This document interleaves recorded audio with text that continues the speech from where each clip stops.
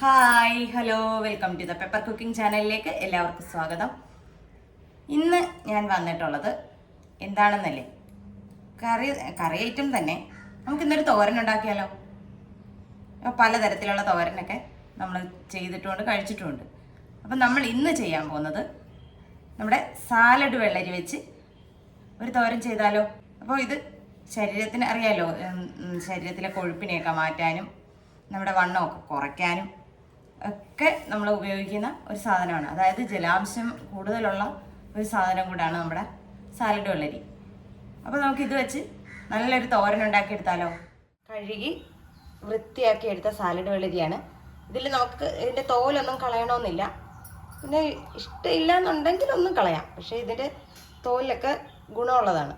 അപ്പോൾ നമുക്കതിൻ്റെ മൂടൊന്ന് ചെത്തിക്കളയാം. ഇത് നമ്മൾ തോരത്തിനായതുകൊണ്ട് തന്നെ നമ്മൾ വാഴക്കൂമ്പ് കൊത്തത്തില്ലേ, അത് കണക്ക് കൊത്തി തന്നെ എടുക്കണം.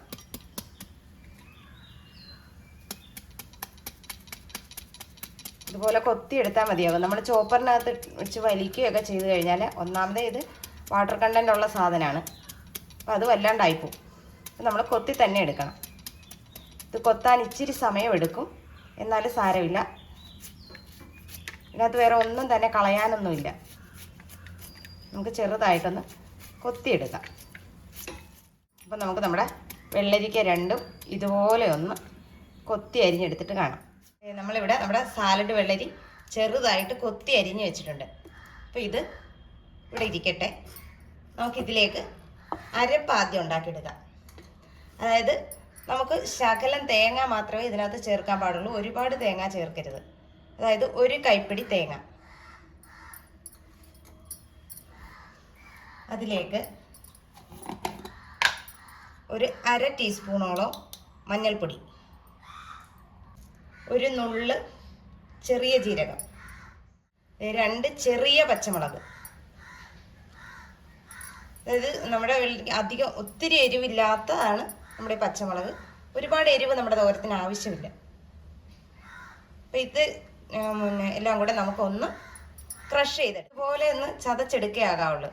അരഞ്ഞങ്ങ് പോകാനും പാടില്ല, എന്നാൽ അരയാതിരിക്കാനും പാടില്ല. അതുപോലെ ഒന്ന് ചതച്ചെടുക്കുക. ഈ അടുപ്പത്ത് വെച്ച് കൊടുത്തിട്ടുണ്ട്. ഇതിലേക്ക് നമുക്ക് വെളിച്ചെണ്ണ ഒഴിച്ചു കൊടുക്കാം. നമ്മൾ ഇതിനകത്ത് വെള്ളമൊന്നും ചേർക്കുന്നില്ല, അതുകൊണ്ട് ഉദ്ദേശം ഒരു 2 ടേബിൾ സ്പൂണോളം വെളിച്ചെണ്ണ. നമ്മുടെ എണ്ണ ചൂടായി വന്നിട്ടുണ്ട്. ഇതിലേക്ക് അല്പം കടുക് ഇട്ട് കൊടുക്കാം.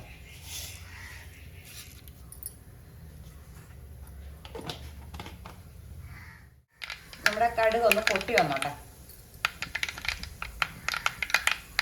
കടുക് പൊട്ടി വരാൻ തുടങ്ങിയിട്ടുണ്ട്. അതിലേക്ക് നമുക്ക് വറ്റൽമുളക്, ഒരു 5-6 വറ്റൽമുളക് ചേർത്ത് കൊടുക്കാം. അതോടൊപ്പം തന്നെ ഇച്ചിരി വേപ്പില ഇച്ചിരി കൂടുതൽ ചേർത്താലും കുഴപ്പമൊന്നുമില്ല. പിന്നെ ഇതിലേക്ക് നമ്മൾ ചേർക്കാൻ പോകുന്നത് ഒരു 5-8 പത്ത് ചെറിയ ഉള്ളി. നമ്മൾ താളിക്കാൻ അരിയുന്ന കണക്ക് തന്നെ അരിഞ്ഞെടുത്തതാണ്. ഉള്ളി നമുക്ക് എത്ര വേണേലും ചേർക്കാം. ഇനിയിപ്പോൾ നിങ്ങൾക്ക് കൂടുതൽ ചേർക്കണമെന്ന് തോന്നിയാൽ കൂടുതൽ ചേർക്കാം.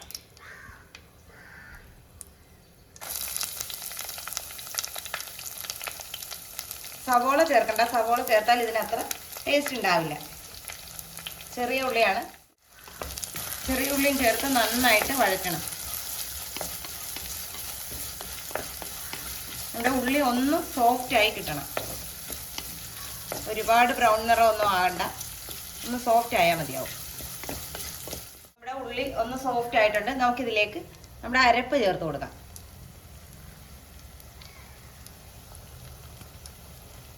നമ്മൾ അരപ്പ് ചേർത്ത് കൊടുത്തിട്ടുണ്ട്. അതോടൊപ്പം തന്നെ നമുക്ക് നമ്മുടെ വെള്ളരിക്ക ചേർത്ത് കൊടുക്കാം.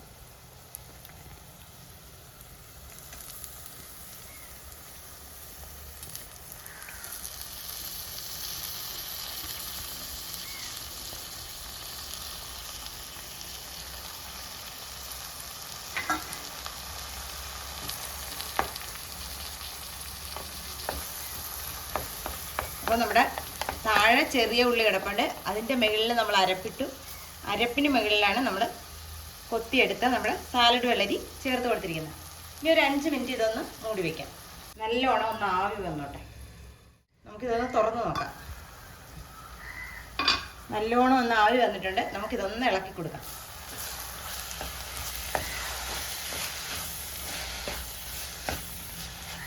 നമ്മൾ ഇതിനകത്തോട്ട് വെള്ളം ഒന്നും ചേർക്കരുത്. ഇത് നല്ല വാട്ടർ കണ്ടന്റ് ഉള്ള സാധനമാണ്, അതുകൊണ്ട് നമുക്ക് വെള്ളം ഒന്നും ചേർക്കേണ്ടതില്ല. ഇനി നമുക്കിതിലേക്ക് ഒരല്പം ഉപ്പ് ചേർത്ത് കൊടുക്കാം. അവരവരുടെ ടേസ്റ്റിനനുസരിച്ച് വേണം ഉപ്പ് ചേർക്കാൻ.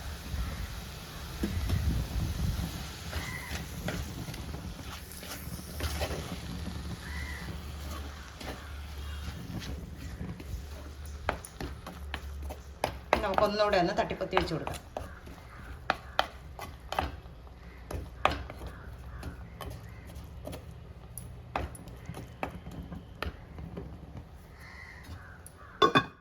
നമ്മളിത് മൂടി വെച്ചെന്ന് കരുതി ഇടയ്ക്കിടയ്ക്ക് വന്ന് ഇളക്കി കൊടുക്കണം. ഇതിൽ നിന്ന് വെള്ളം ഊറി വരും. അത് മാത്രമല്ല, നമുക്ക് വറ പിടിപ്പിക്കുന്ന സമയത്ത്, അതായത് താളിക്കുന്ന സമയത്ത് നിങ്ങൾക്ക് വേണമെങ്കിൽ ഉഴുന്ന് പരിപ്പ് ഇതിനകത്ത് ചേർത്ത് കൊടുക്കാം. അപ്പം ഞാൻ ഉഴുന്ന് പരിപ്പൊന്നും ചേർത്തിട്ടില്ല. ഇവിടെ അത് അത്ര ഇഷ്ടമില്ല തോരത്തിന്, അതുകൊണ്ടാണ് ഞാൻ ചേർക്കാൻ.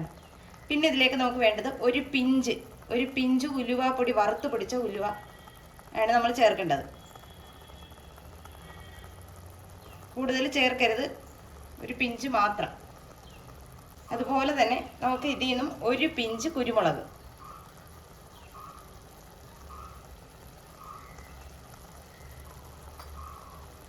അതായത് കുരുമുളകിൻ്റെ ഉലുവയുടെ ഫ്ലേവർ ഒന്ന് ചെറുതായിട്ടൊന്ന് കിട്ടുന്നതിന് വേണ്ടി മാത്രമാണ് നമ്മളങ്ങനെ ചേർത്ത് കൊടുത്തിരിക്കുന്നത്.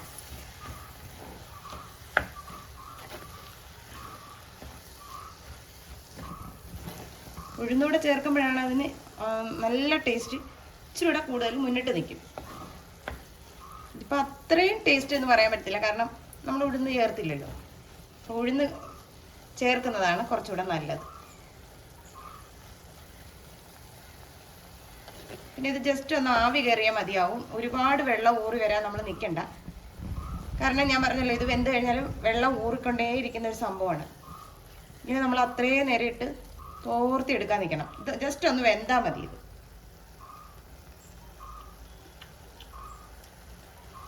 ഇച്ചിരി കൂടെ ഒന്ന് വേകാനുണ്ട്, ഇച്ചിരി ഉപ്പും കുറവുണ്ട്.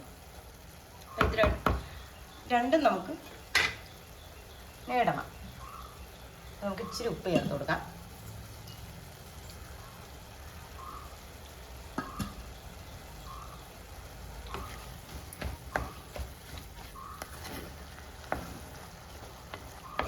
പിന്നെ നമ്മൾ ചേർത്ത പച്ചമുളകിൻ്റെ എരിവ് മാത്രമേ കാണത്തുള്ളൂ, ഒരുപാട് എരിവൊന്നും ഉണ്ടാവില്ല.